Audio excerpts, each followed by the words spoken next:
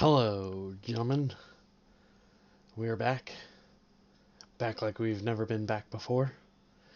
It's been a minute since this has, on a number of ways. It's been a minute since we've had a recap.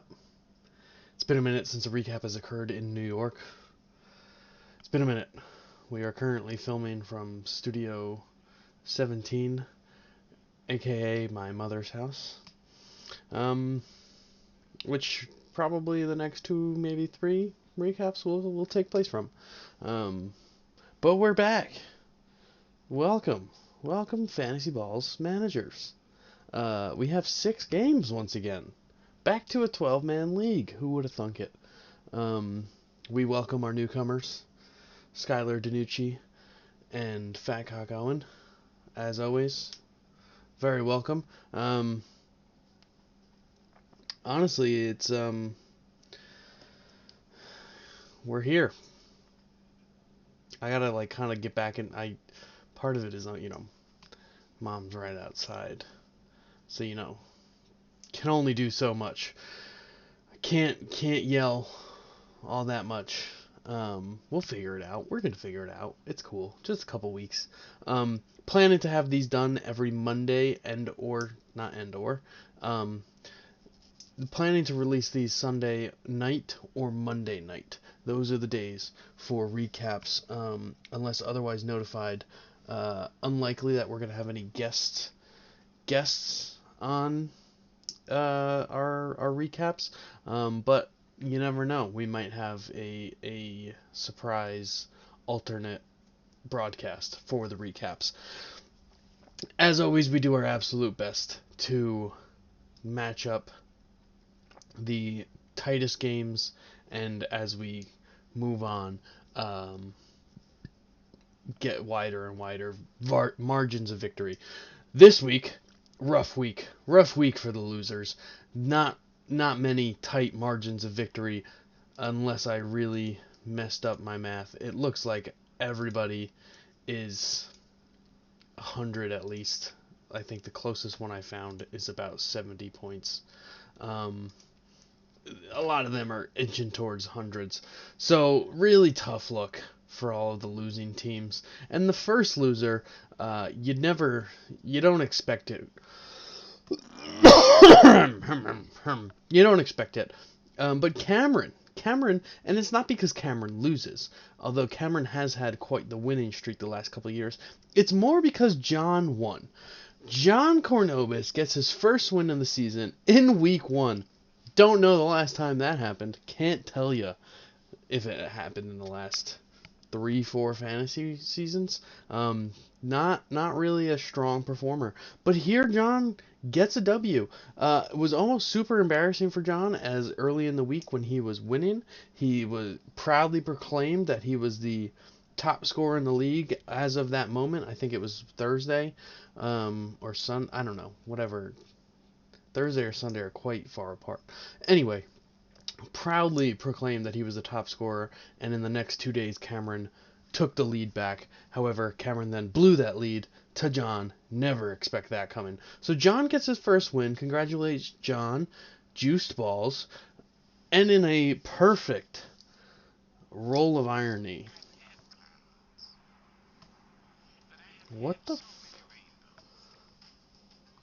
What is happening right now? Oh. I don't want an ad. ESPN. That freaked me. I don't know if you know how I do this. I have multiple tabs open, and then I just close them out as I go through the games. One of them just started playing an ad, and I got very confused. I don't know. Anyway, I don't know if irony was the right word. Is it what I think I was saying? I think I was saying that. But it appears that Brochard has had a name change this season, to John is Still Lucky.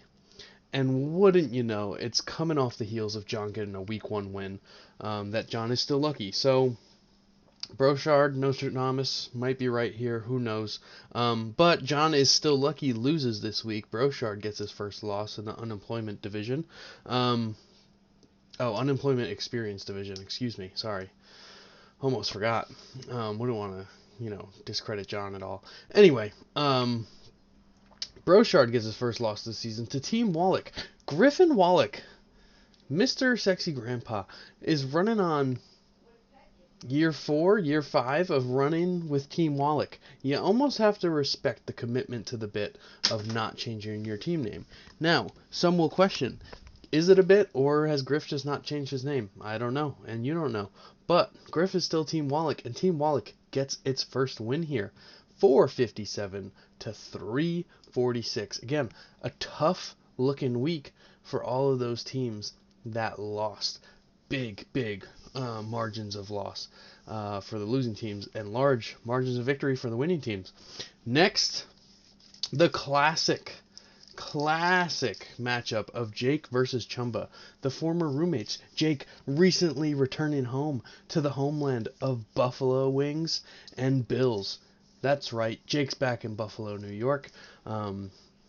Returned home. Chumba putting his best effort in, having 17 pitchers to Jake's 13, but couldn't even scratch Jake. Just absolutely run away with it. 445 to 357.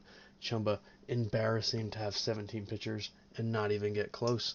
But good week from Jake. He did put up a 0 one day, and Chumba couldn't really capitalize. Yeah, really hate to see it on Chumba's end. Which Chumba also, name update, Broken Bats Club.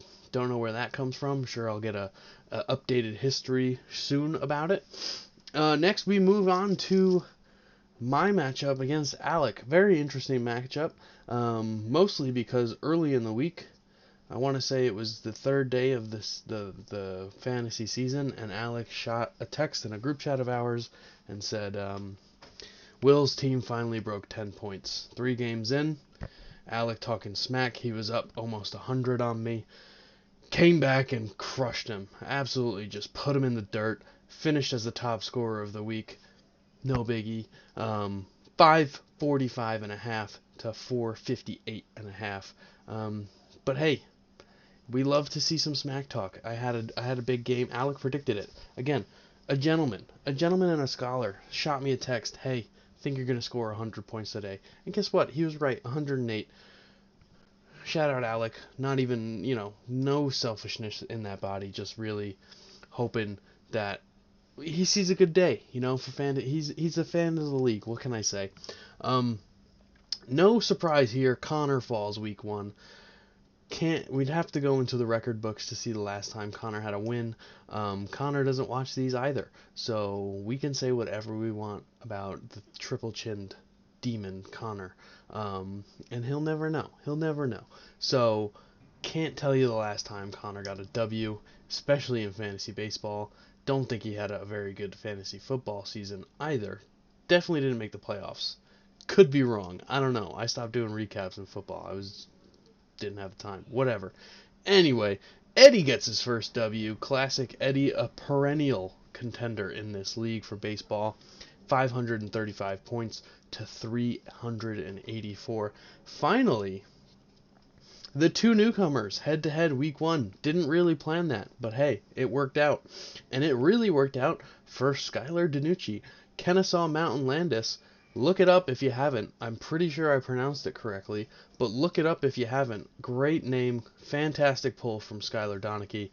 Absolutely walloping Owen's otherworldly team. What an adorable name from Owen.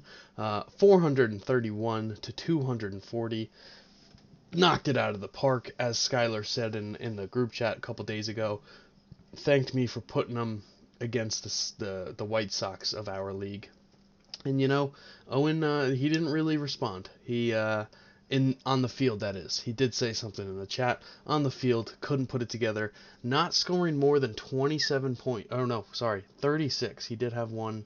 36 and 27 on a single day. Rough. Not going to win many games doing that, Owen. Figure it out quick. Cameron spoke very highly of you coming into the league. It'll look real rough if you don't pull it together. Looking forward to the game of the week. Game of the week we usually start with, but for week 1 did not have. Looking forward to game of the week.